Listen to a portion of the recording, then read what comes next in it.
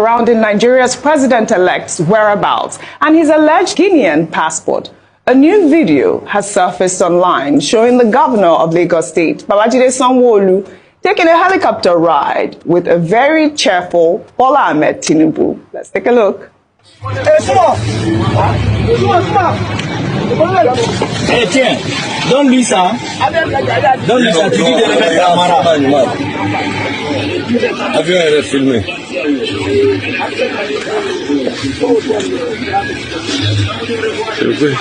Est-ce qu'on donne la photo là?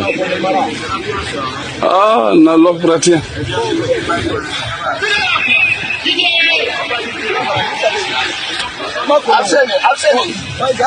Oh, qu'ils ne vont pas aux endroits. Le deuxième est parti. Le deuxième est parti. Hein?